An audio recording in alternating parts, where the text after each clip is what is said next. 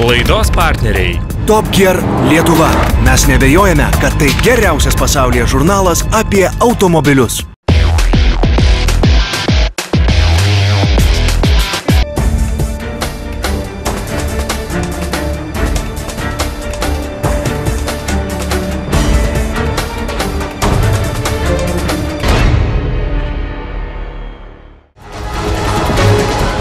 Šį kartą teritorija kupina staigmenų, ką pademonstravo virtuozai ant geležinių žirgų, kokį pragarą išgyveno vienos sunkiausių maratonų dalyviai, ką tokio reikėjo pademonstruoti, kad tave pastebėtų Jackie Chano atstovai, kas išspaus šypseną stebint ekspedicijos Baltosios naktys nuotykius, ar pavyko vyrų sumanymas pakvailioti ir įveikti kalną, kaip atrodė motokroso sezono atidarymas ir kodėl Kyokushin karatė žvaigždes keičia nauji vardai. Apie tai jau artimiausią pusvalandį.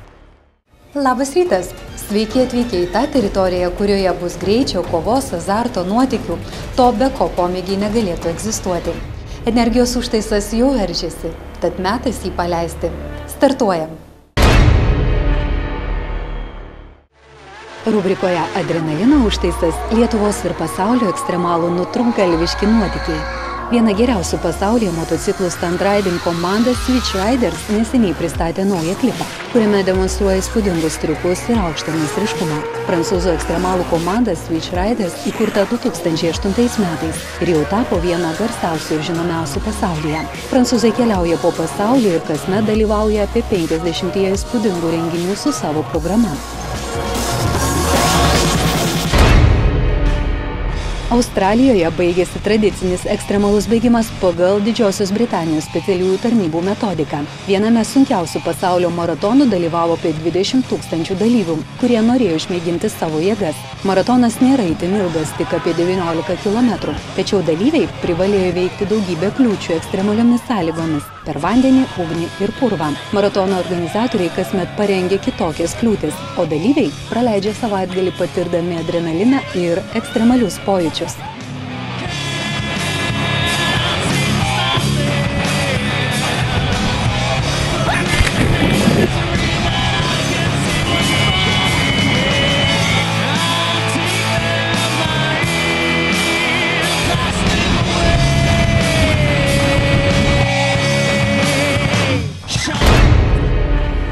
Vienas garsiausių pasaulyje laisvojo bėgimo bei parkūro profesionalų, 29 metų britas Damien Garrett Walters neseniai tapo dar vieno įspūdingo klipo herojumi.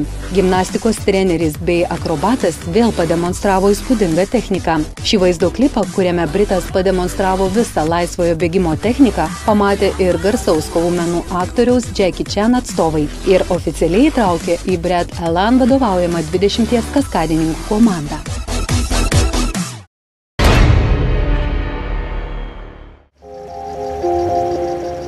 Rubrikoje eksperimentai apie tai, ar pavyks vyrams nugalėti kalną.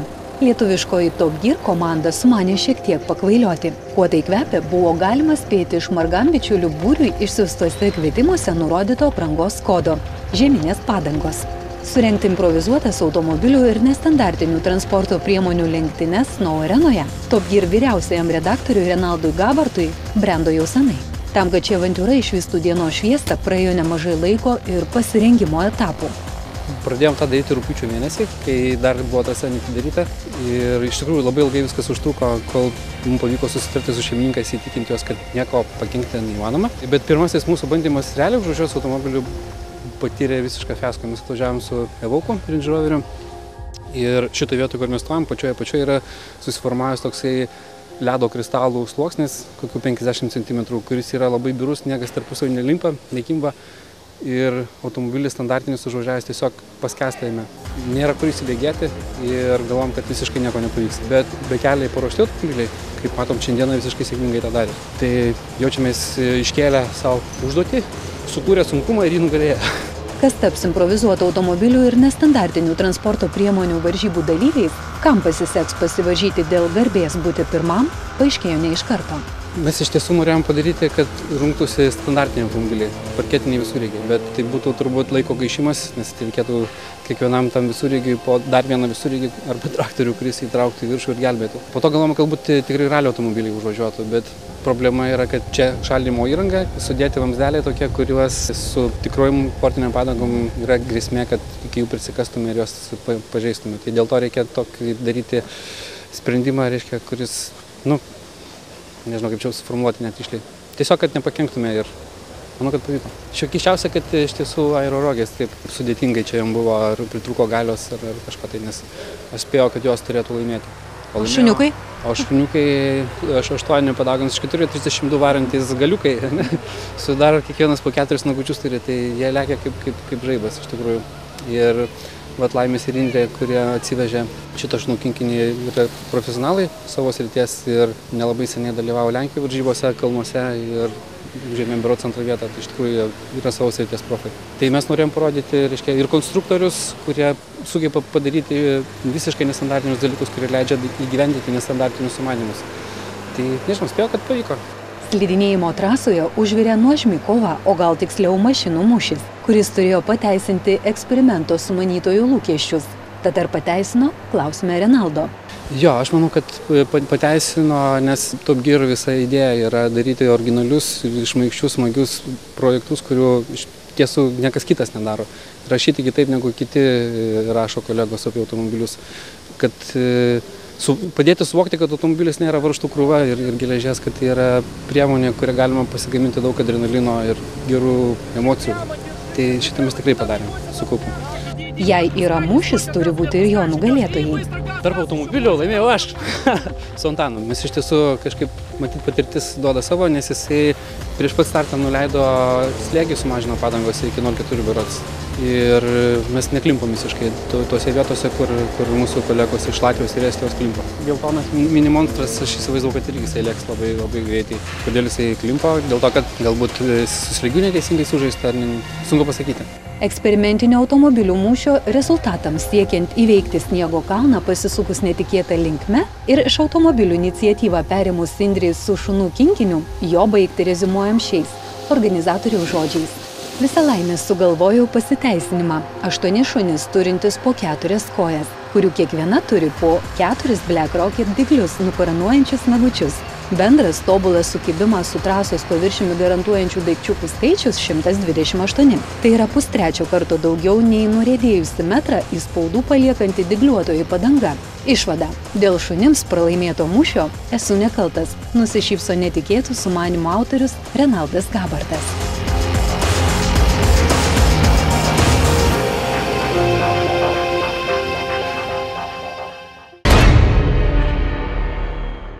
Rubrikoje renginių anonsas apie tai, ką verta pamatyti.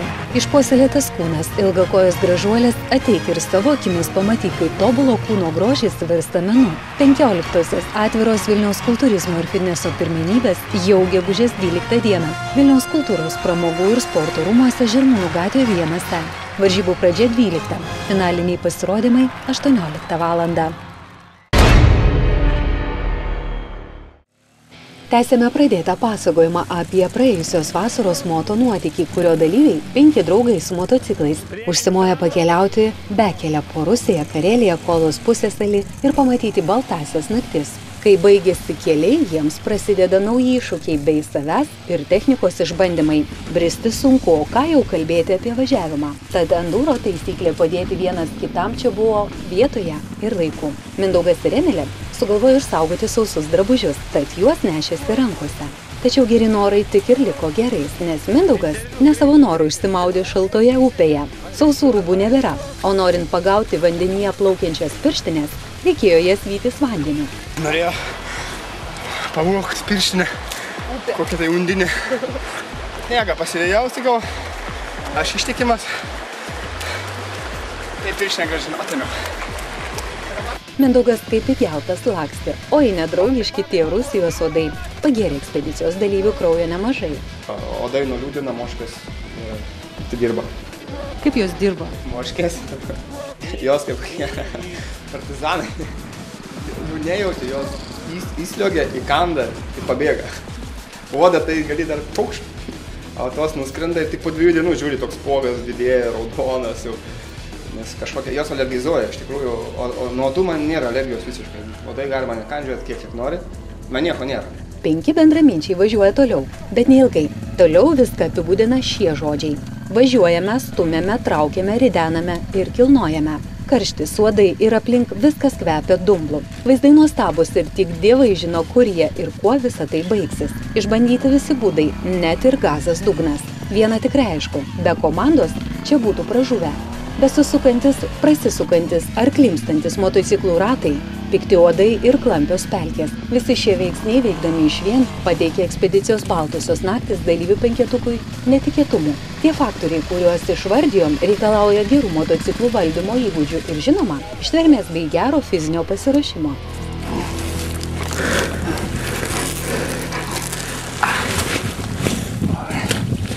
O ko tu čia griūni? Prieinu, priekį ištikėlio.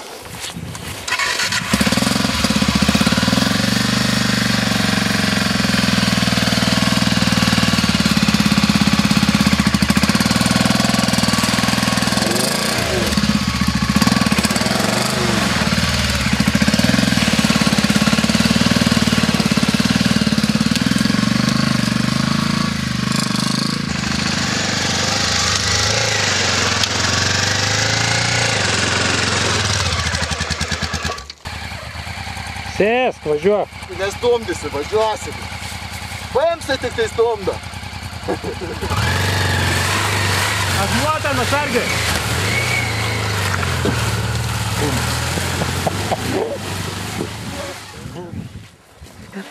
Nu va, žiūrėkit, kas čia vyksta. Ekspedicijos Baltosios naktys tęsinys jau kitoje laidoje.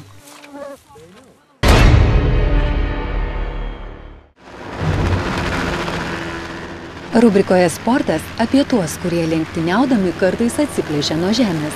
Praėjusį savaitgalį Rokiškio rajone Ruopiškio trasoje startavo pirmasis Lietuvos motociklų kroso čempionatas ir kartu Lietuvos motokroso taurės pirmasis etapas.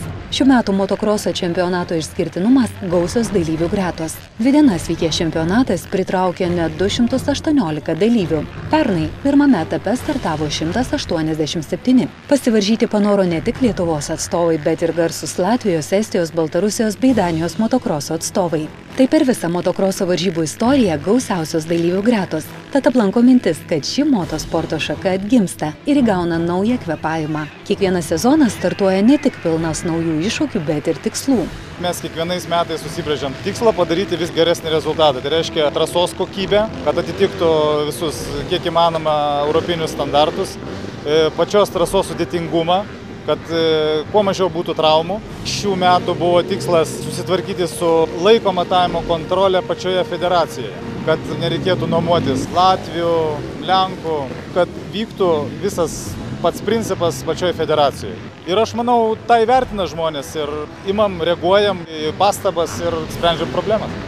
Pirmą čempionato dieną startavo quad 65 kubinių centimetrų, veteranai plus moteris, MX2, MX2M, 125 bei motociklų su priekaba klasių atstovai. O antrąją quad ir open pradedantieji 50 ir 80 kubinių centimetrų klasių vaikai bei open ir open M klasių dalyviai. Motokrosas visada kupinas emocijų. Tai labai techniška sporto šaka, kurioje gerą rezultatą nulemia ne tik galinga technika, bet ir geras fizinis sportininko pasirinkimas. Kodėl dažnai pasitaiko klaidos, patirimos traumos, pernelyg greitai juntamas nuovargis ar nestabilus sportininko važiavimas? Atsakymas paprastas – netinkamas fizinis pasirengimas. Todėl Lietuvos motociklų sporto federacijos prezidentas Virginijus Visockis sutarė dėl bendradarbiavimo su profesionaliu fizinio pasirengimo treneriu Mindaugu Pociumi. Kūno kultūros akademiją baigęs vyras 2 metus pats sportavo ir dalyvavo motokroso varžybose ATV klasėje, o praėjusį sezoną lydėjo Europos čempionato bronzos laimėtoją EMX 85 klasėje Arminą Jasikonį visus etapus. Jis ne tik padėjo sportininkui pasiruošti varžyboms, apšilti, bet ir atstatyti jėgas. Dirbant su motociklo sporto federacija, šiemet buvo įvykę 2 seminarai, kuriuose buvo kalbama apie fizinių ypatybių ugdymą motosporte, apie mitybą, treniruočių metodiką, krūviai, atstatymas. Ir labai džiugu, kad Tuose seminaruose dalyvavo gausų sportininkų ir jau matosi įdėtas darbas. Pradėjo suprasti, dėl ko jie sportuoja ir kaip reikia sportuoti. Aišku, dar tik žengti pirmi žingsniai, bet tai jau vyksta. Seminarai nemokami, juos kviečiami visi šios techniškos sporto šakos atstovai. O vis dar abejojantiems ir skeptikams fizinio pasirengimo treneris Mindaugas Pocius atsako taip. Motociklas, kad ir koks jisai brangus, jisai vienas nevažiuoja. Jį turi valdyti žmogus, o tai reikalaujantį daug fizinių ypatybių sporto šaka ir be fizinio pasiruošimo, be įdėto darbo, prakaito rezultatų tikrai čia nėra ir nebus niekuomet pasiekti. Netikėta, tačiau labai maloni staigmena laukia tų, kurie atvyko į pirmąjį motokroso čempionato etapą, nes jame startavo ir praėjusių metų bronzos medalį Europos motociklų kroso čempionate iškovojęs Arminas Jasikonis. Važiuoju Anglijos čempionate ir mano pagrindinis sponsoris tai RUT 77, kuris sukūrė lietuvis Rolandas Sakauskas ir tiesiog jis norėjo, kad atvažiuočiau čia į Lietuvą ir sudalyvaučiau. Europa yra daug stipresnis lygis, Anglijai labai stiprus, palyginus Lietuva tai čia niekas. Kai išvažiuoji ir pamatai tą tikrai savo lygį, kaip vertini? Pernai metais buvau gan stiprus, bet gale sezono gavau traumą ir dabar nesu toks stiprus, bet galvoju, po 2-3 mėnesių bus geriau. Žodžiu, šiemet dar matysim Lietuvos etapuose? Jo, manau, matysit.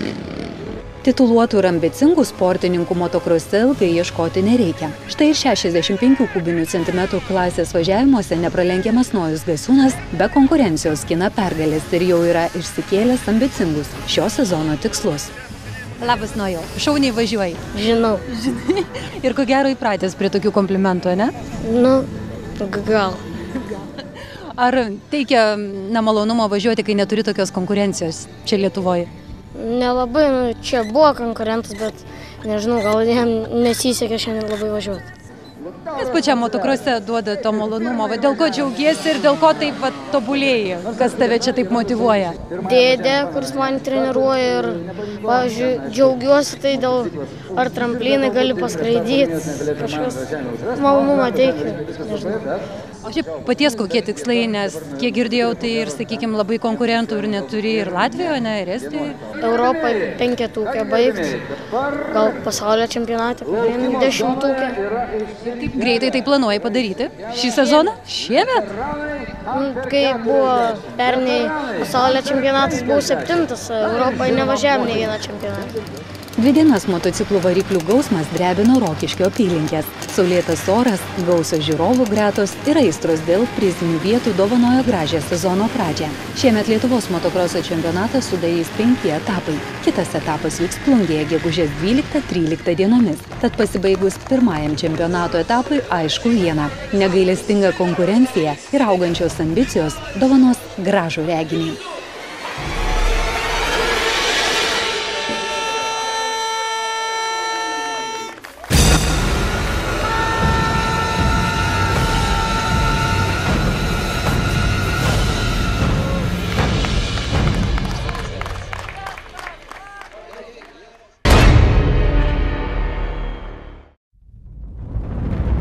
Toliau rubrikoje Sportas diena su kimono. Kauno sporto halėje įvykusiame Lietuvos Kiokušin karate čempionate dalyvavo net 151 sportininkas. Vieni čia atvyko kupini jaunatviško ryžto, energijos ir entuziazmo, o kiti išsiskyrė tuo, kas aplanko tik po daugybės atkaklaus ir nuoseklaus darbo metų, tai patirtimi. Sausį daugumai tituluočiausių Lietuvos Kiokušin karate meistrams pranešus apie profesionalios sportininko karjeros pabaigą, atsivėrė kelias jaunai sportininkų kartai. Mano akise jau turbūt kokia 4 karta keičiasi sportininkų ir po kiekvieno karto vis ateidavo dar stipresni. Prieš kokį 15 metų, kada žiūrėjom, kad išeina geriausi sportininkai, tada galvoju, o kasgi ateis po to? O po to tie dar geresni. Bet aš nedarau jokios tragedijos, aš manau, kad viskas turi savo raidą, viskas turi savo pradžią ir pabaigą ir, ką galiu pasakyti, klubų daugėja, sportuojančių daugėja. Tai reiškia, kad ta bazė, kuri yra pagrindų pagrindas, kuri duos mums ateityje dividendus, tai yra žmonių kiekis, sportuojančių kiekis, susidomėjimo skaičių žmonių ir jisai didėjantis yra. Tai yra absoliučiai teigiamas dalykas. Nėra to blogo, kas neišeitų į gerą. Pliusų kartų kaitoje ilgai ieškoti nereikėjo. Kada dalyvauja žvaigždė ir tu tikrai žinai, kad tu nelaimėsi. tada net nebandai. O kada jų nėra, tai žmonės pabando. Kiekvienas startas yra patirties įgyjimas. Ta patirtis šiaip sau neatsiranda. Reikia dalyvauti varžybose, kad įgauti patirties ir kad galėtum toliau kovoti. Kada buvo galingesni varžovai, tas kelias buvo uždarytas. Durys buvo uždarytos, kad jie įgautų patirtį. Ir aišku, šiais metais čempionatas buvo labiausiai skaitlingiausias žmonėmis, norinčių dalyvauti tikrai buvo daug ir tai buvo iš tikrųjų po kažkurio tai laiko pats skaitlingiausias čempionatas, Lietuvos čempionatas. Vyresnioji karta pasitraukė, tad dėl vietų rinktinėje kovojo jaunimas, kuriam ir reikės atstovauti Lietuvai Europos čempionate birželio mėnesį. Lietuvos Kiokušin karatė federacija vilėsi, kad kartų kaita nebus labai skausminga, nes po tokių gerų rezultatų, kokie buvo pasiekti pernai ir užpernai, bus sudėtinga juos pakartoti. Kaip kitąmet suspindės šie kovotojai, juk laukia aukščiausio lygio kovos Vilniuje. Todėl ir pagrindiniai Lietuvos Kiokušin karatė federacijos tikslai susijęs su šiuo įvykiu. Svarbiausias tikslas dabar yra 2013 metų pasaulio čempionatas, kuris vyks Vilniuje sekančių metų balandžio mėnesį. Tai yra labai svarbus startas ir mums bus gerai galą pasukti, kas atstovaus Lietuvą.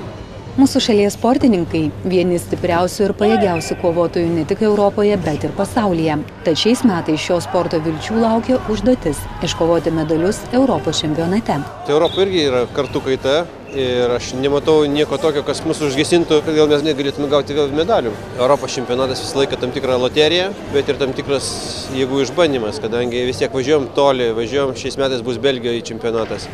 Ir kelionė nesavinamai, aišku, duoda savo minusą, bet žiūriu į čempionatą labai su gerom perspektyvom.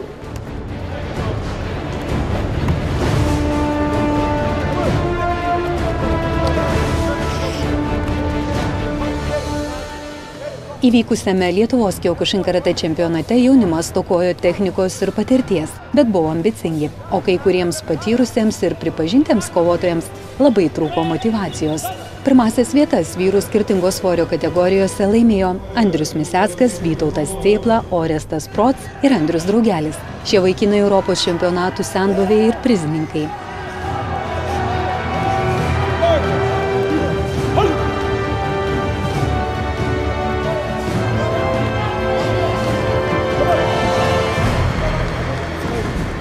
Moterų kovose savo pirmasias pozicijas tvirtai išlaikė pripažintos Europoje ir pasaulyje kovotojas Margarita Čiuplytė, Inga Mikštaitė ir Rūta Brašionytė.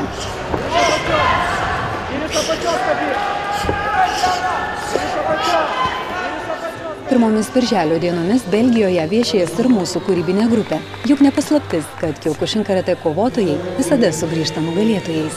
Jiems lenkėsi Europa, juos gerbė kovos meno gimtinės Japonijos kovotojai. Todėl mes būsime drauge ir įamžinsime jų kovotojų kelią šiame Europos čempionate.